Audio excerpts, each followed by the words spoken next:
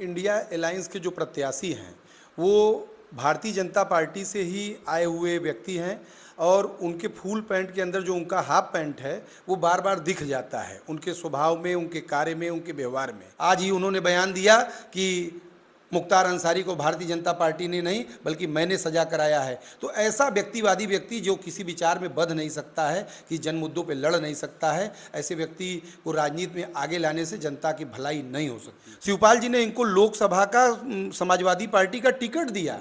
ये 2009 में 1,23,000 vote Samajwadi party के टिकट साइकिल निशान पे पाते हैं और पहाड़ियाँ मंडी से मतगणना करा के घर लौटते समय इनकी पार्टी, वो अपने समाजवादी पार्टी का झंडा घर तक नहीं आता है, रास्ते में निकाल के फेंक देते हैं। कांग्रेस में आते हैं और कांग्रेस में आने के बाद भी ये कभी कांग्रेसी नहीं बन पाते हैं। इनके कारण मैं नाम नहीं लेना चाहता हूं, बनारस के तमाम बड़े कांग्रेसियों ने कांग्रेस को छोड़ा है। बनारस के एमपी रहे जो शायद कभी कांग्रेस न छोड़ते, इतना अपमानित किया गया, इतना जलालत झिलवाया गया कि आज लोग कांग्रेस छोड़ के दूसरी जगह चले गए। अगर आप इनकी पृष्ठभूमि को देखती है तो ये एक व्यक्तिवादी राजनीति, एक गुंडा लंपट ठेकेदारों का जो समूह है वो इनके साथ पीछे खड़ा रहता है। बनारस में 10 साल प्रधानमंत्री के सांसद रहने के बाद यही विकास हुआ है कि बीएचयू जैसे हॉस्पिटल में चले जाइए तो लोग आईसीयू न मिलने के कारण 10 साल देश के प्रधानमंत्री के बनारस सांसद रहने के बाद भी मर रहे हैं। आज पहचान देखकर लोगों का उत्पीड़न किया जा रहा है।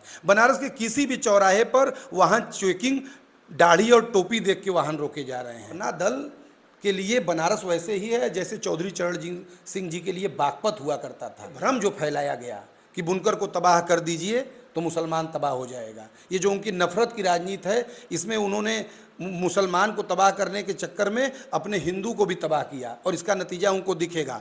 इस वक्त हम बनारस में हैं और बनारस में सियासी माहौल जो है गर्म हो चुका है। यहाँ से जहाँ एक तरफ प्रधानमंत्री नरेंद्र मोदी चुनाव लड़ रहे हैं तो वहीं ओवैसी के गठबंधन और अपना दल के गठबंधन से प्रत्याशी गगन प्रकाश यादव मैदान में उतर चुके हैं, जो आंदोलन के नेता हैं और प्रखर हैं और हमेशा बेबाक बोलते रहे हैं। आज हम उनके पास मौजूद हैं, उनसे हम बातचीत करेंगे कि वो किन मुद्दों पर लड़ रहे हैं और उनका मुकाबला बनारस में किससे है, क्योंकि दूसरी तरफ इंडिया गठबंधन के प्रत्याशी अजय राय भी मौजूद है मैदान में।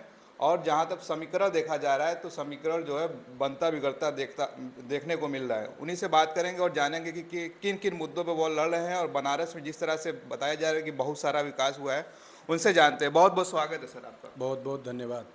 क्या कहेंगे कि दूसरे चरण का चुनाव हो चुका है, अब तीसरे चरण का होना है, क्या माहौल दिख रहा है कि बनारस में क्या माहौल है अब?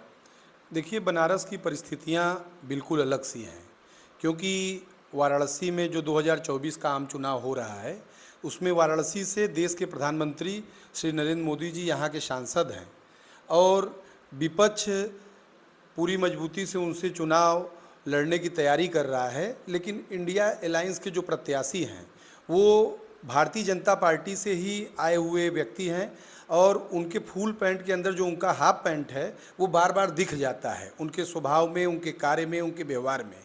अभी हम पिछले दिनों देखें तो वो अपने ही इंडिया अलायंस के गाजीपुर के मुस्लिम प्रत्याशी को कहते हैं कि मैं प्रचार करने नहीं जाऊंगा। अभी कुछ दिन पहले हम मध्य प्रदेश के चुनाव की जिक्र करें तो अपने ही समाजवादी पार्टी के राष्ट्रीय अध्यक्ष जी के संस्कार और परवरिश पे बेहद आपत्तिजनक सवाल उठाते हैं।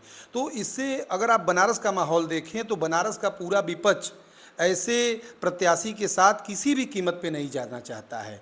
ऐसे माहौल में हमारी पार्टी अपना दल कमेरावादी ओवैसी साहब की पार्टी AIMIM ने बड़े गहन चिंतन और विचार करके बनारस में मुझे प्रत्याशी बनाया और हम लोग देख रहे हैं कि बनारस का किसान, बनारस का बुनकर, जो बनारस की मूल ताकत है, बनारस की मूल आबादी है और बनारस की मूल चुनावी समीकरणों में सबसे ज़्यादा जिनका वोट है, वो खास तौर से पक्ष और मुख्य विपक्ष जो होने का दावा करते हैं इंडिया अलायंस के प्रत्याशी से खासे नाराज हैं। इसलिए हम लोग बनारस की जनता को PDM गठबंधन जो पिछड़ा दलित मुसलमान के सवाल पे बना है एक विकल्प के रूप में वाराणसी में दे रहे हैं। और हम लोग वाराणसी की जनता से आपके खोज खबरिया के माध्यम से ये अपील भी करना चाहते हैं कि जन मुद्दों के आधार पे, बुनकर के सवाल पे, किसान के सवाल पे और बनारस के स्थानीय सवाल पे बनारस के PDM गठबंधन को अपना समर्थन दे। अच्छा, आपने अजय राय पे इल्ज़ाम लगा कि बीजेपी से, लेकिन बीजेपी से आए हुए ने अरसा हो गया, कई चुनाव उन्होंने लड़ा कांग्रेस से, अभी तक बीजेपी में नहीं गए, लेकिन उन पर इल्ज़ाम लग रहा है बराबर, ये सही है? देखिए, वर्ष 2009 में इन्होंने भारतीय जनता पार्टी को छोड़ा। क्रमवार यदि आप देखें तो 2009 में ये भागते हुए गए और शिवपाल जी से इन्होंने अनुरोध किया कि मुझे बड़ी बेइज्जती हो गई भारतीय जनता पार्टी, मुझे लोकसभा का चुनाव लड़ा दीजिए। शिवपाल जी ने इनको लोकसभा का समाजवादी पार्टी का टिकट दिया।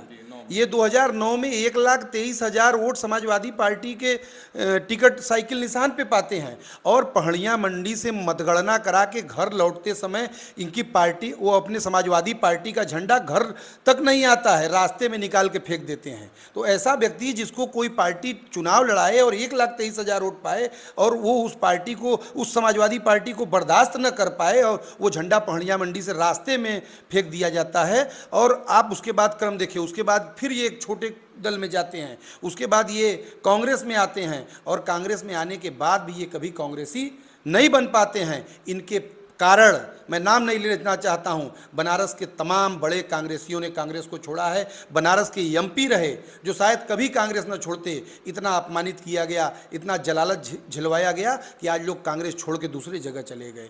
तो अगर आप इनकी पृष्ठभूमि को देखती है तो ये एक व्यक्तिवादी राजनीति, एक गुंडा लंपट ठेकेदारों का जो समूह है वो इनके साथ पीछे खड़ा रहता है। ये कोई राजनीतिक सामाजिक व्यक्ति नहीं है जो राजनीति से प्रभावित होकर, कोई विचारधारा से प्रभावित होकर राजनीति करते हों। तो इनको मेरे जैसा व्यक्ति कभी कांग्रेसी नहीं मानता है। जो मानते होंगे। मैं ये भूल मानता हूँ कांग्रेस की, जो इतने बड़े सरोज पद पे इनको बैठाया गया है। इतने बड़े पद पे बैठने के बाद जो व्यक्ति ये अपने बगल की सीट पे बयान दे दे कि मैं प्रचार नहीं करने जाऊँगा, जो ऐसे ऐसे बयान देते हैं जो भारतीय जनता पार्टी के पक्ष में आते हैं।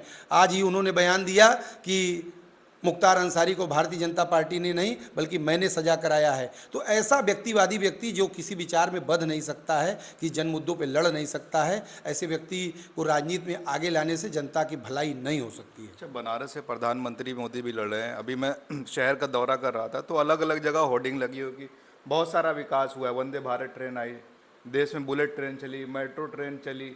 तो अब विकास के नाम पर वोट मांग रहे हैं। बनारस में बताया जा रहा है कि बहुत सारा विकास हुआ है। बनारस के लोग तो देखते हैं, बाहर के लोगों को कैसे पता चलेगा? देखिए, बड़ी बड़ी मॉल जैसे अट्टालिकाएं बना के और आईटी सेल के माध्यम से डिस्प्ले पे दिखा के जिसको विकास बताया जा रहा है, उसके इतर जो विकास मुझे दिखाई दे रहा है वो मैं आपको बताना चाहता हूँ।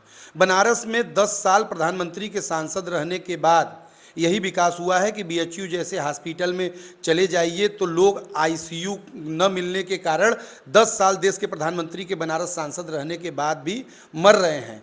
आप काशी हिंदू विश्वविद्यालय, बीएचयू और महात्मा गांधी काशी विद्यापीठ, इन यूनिवर्सिटियों में चले जाइए तो मैं भी बीएचयू से स्नातक हूँ। जो पढ़ाई हम लोग कांग्रेस और उसके पहले की सरकार में 300 रुपये में पढ़ते थे स्नातक, उनको सेल्फ फाइनेंस कोर्सों में तब्दील करके 1 लाख रुपये फीस लिया जा रहा है।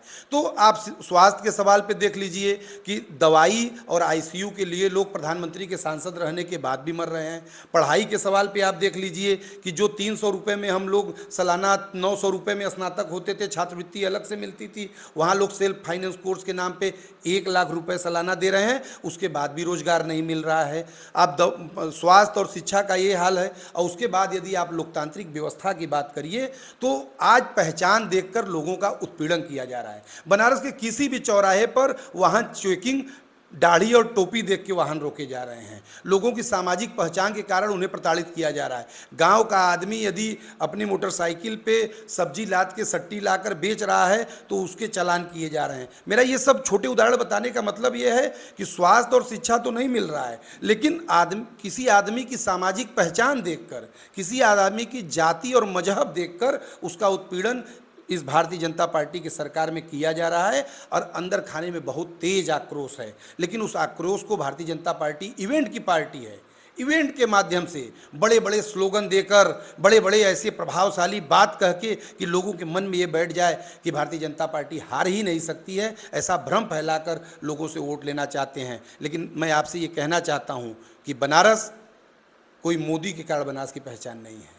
बनारस किसी भाजपा, कांग्रेस, सपा, बसपा के किसी नेता के कारण पहचान नहीं है। बनारस की पहचान लोक बंधु राजनारायण जी के कारण है, जिन्होंने तत्कालीन प्रधानमंत्री को हराने का साहस किया था। और मैं आपको विश्वास दिलाना चाहता हूं कि किसान और बुनकर जिन जलालत को बनारस में झेल रहा है, अगर उन जन मुद्दों पर हम कायदे से खड़े हो गए तो एक बार पुनः लोक बंधु राजनारायण जी का रिकॉर्ड बनेगा और बनारस से प्रधानमंत्री जी हार के जाएंगे। अच्छा, ओवैसी जी का गठबंधन आपकी पार्टी से है, उन पर इल्ज़ाम लगता है कि वोट कटवा है। इंडिया गठबंधन और जो दूसरी पार्टी वाले हैं इल्ज़ाम लगाते हैं कि ये बीजेपी की बी पार्टी है।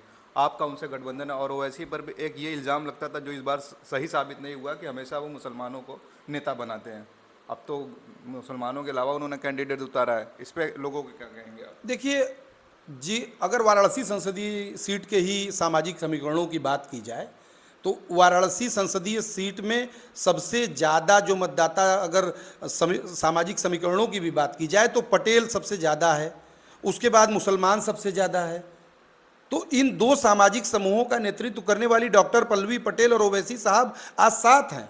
अगर ओवैसी साहब अकेले चुनाव लड़ाते तो आप कह सकते थे कि शायद वोट कुछ पाएंगे लेकिन जीतने का समीकरण नहीं बनेगा। लेकिन डॉक्टर पल्लवी पटेल भी साथ हैं, जिन्होंने रोहनिया अकेले जीता है, जो बनारस में जिला पंचायत का अध्यक्ष अकेले बनाई हैं, बनारस में सबसे पहले उन्होंने एमएलए बनाया है। बनारस में 40 जिला पंचायत सदस्य की सीट हुआ करते थे, अपना दल 20 से अधिक सीट एक बार में एक साथ जीते हैं। बनारस में अपना दल ने 4-4 मुस्लिम लोगों को एक साथ जिला पंचायत सदस्य बनाया है। बनारस में यादव को जिला पंचायत सदस्य बनाया है। बनारस में पाल को जिला पंचायत सदस्य बनाया है। बनारस में मौर्य समाज को जिला पंचायत सदस्य बनाया है। तो अपना दल के लिए बनारस वैसे ही है जैसे चौधरी चरण सिंह जी के लिए बागपत हुआ करता था। अपना दल के लिए बनारस बागपत है। तो ऐसे बागपत में अगर ओवैसी जी का साथ मिला है तो एक ठोस समीकरण बना है। अब इसको जनता को हम अगर सही तरीके से पूरी बात बता पाए कि नहीं, आज हमारे पास उठकटवा की बात नहीं है, आज हमसे जो लड़ेगा वो लड़ेगा, इस बात को यदि हम साबित कर पाए, हम बता पाए, हम समझा पाए, तो मैं आपको विश्वास दिलाना चाहता हूं कि आने वाले 1 जून को कुर्मी किसान का पूरा वोट, बुनकर मुसलमान का पूरा वोट और पूरे वंचित समाज का ज़्यादा से ज़्यादा वोट हमारे साथ खड़ा होगा और 4 जून को अप्रत्याशित रूप से बनारस में पीडीएम एक बड़े जीत की ओर बढ़े। अच्छा, एक सवाल आखिरी आपसे और लेंगे कि बार बार आप बुनकरों का जिक्र कर रहे हैं। बनारस की जो पहचान है बनारसी साड़ी है, उसमें बुनकर मुसलमान भी है, गैर मुसलमान भी है, सारे लोग। लेकिन मुसलमानों की जो बुनकरों की जो दशा रही है पिछले 10 सालों में, चाहे जीएसटी आने और नोटबंदी के बाद से दशा रही है, लगभग जो मेरे आंकड़े हैं 1 लाख से ज़्यादा लोग बनारस से पलायन कर चुके हैं। उनको कोई पूछने वाला नहीं है। लेकिन जब इस पर कमाने की बात आती है तो खिड़किया घाट पे बड़े बड़े हीरो हीरोइन को बुलाकर उसका प्रदर्शन किया जा रहा है, लेकिन जो बुनकर है उसकी हाल एकदम बेकार है। देखिए, बुनकरी का सवाल बनारस का सबसे बड़ा सवाल है। बनारस की पहचान ही बनारसी साड़ी से पूरे विश्व में ख्याति थी। बनारस के हाथ का हुनर, बनारस का हैंडलूम, बनारस का पावरलूम, बनारस का बुनकर ही बनारस को भारत ही नहीं पूरे विश्व में पहचान दिलाया था। लेकिन हम अगर पीछे जाएं तो बनारस के बुनकरों को फ्लैट रेट पे बिजली मिलती थी, चूँकि बहुत लागत से बहुत थोड़ा ही वो कमा के अपनी रोजी रोटी चलाते थे। लेकिन जब फ्लैट रेट पे उनको बिजली मिलती थी तो वो अपने करके अपने पावरलूम चला के इतना कमा लेते थे कि उनके तन पे अच्छा कपड़ा रहता था, वो दोनों टाइम का भोजन कर लेते थे। अगर उनका बच्चा पढ़ना चाहता है तो थोड़ा बहुत वो पढ़ा लेते थे। लेकिन आपने देखा, जो मैं पहले ही आपसे कहा कि इस सरकार में सामाजिक पहचान के कारण उत्पीड़न किया जाता है। आपने सही कहा कि बनारस का 50% हिंदू और 50% मुसलमान बुनकर है। बनारस में आप हमारे सेवापुरी और रोहनिया विधानसभा में चले जाइए तो आप पटेल के घर में करघा मिलेगा, मौर्य के घर में करघा मिलेगा, यादव के घर में करघा मिलेगा, कुहार, लोहार, सोनार, किसी भी जाति में आप चले जाइए, राजभर के घर चले जाइए, आपको करघा मिलेगा। मैं तो आपको बताऊं कि मैं खुद कुंडरिया गांव का रहने वाला हूं। हमारे गांव के सवर्ण जाति के लोग, ब्राह्मण, भूमियार, राजपूत से लेके शेड्यूल कास्ट के मुसहर और एससी जातियों में, हमारे कनौजिया जातियों में भी आपको करघे मिलेंगे। तो लेकिन ये भ्रम जो फैलाया गया कि बुनकर को तबाह कर दीजिए तो मुसलमान तबाह हो जाएगा, ये जो उनकी नफरत की राजनीति है, इसमें उन्होंने मुसलमान को तबाह करने के चक्कर में अपने हिंदू को भी तबाह किया और इसका नतीजा उनको दिखेगा। और मैं आपको बताऊं कि यदि जिस बुनकर को जो बिजली फ्लैट रेट पे मिल रही थी, जिससे वो साड़ी बना रहा था, यदि उसको आप कमर्शियल कर देंगे, उस पर आप जीएसटी लगा देंगे, एक्साइज ड्यूटी का आंदोलन पहले भी चल चुका है, तो यदि इस तरह का आप कर देंगे तो बनारस को आप बचा नहीं पाएंगे, ये मॉल बना के, अट्टालिका बना के, इसको फ्लैश चमका के। तो मैं कहना चाहता हूँ आपके माध्यम से कि बनारस में बुनकरी एक बड़ा सवाल है और बहुत बड़ा आक्रोश है। यदि बनारस के बुनकरी को नहीं बचाया गया तो मैं आपके खोज खबरिया के माध्यम से कहना चाहता हूं कि बनारस की पहचान नहीं बचेगी। ये हमारा मुद्दा है। इस सवाल पे भी हम बनारस के बुनकरों से वोट की अपील कर रहे हैं। अच्छा, एक छोटा सवाल और लेंगे, क्या ओवैसी जी दोबारा बनारस आएंगे प्रचार प्रसार करने के लिए?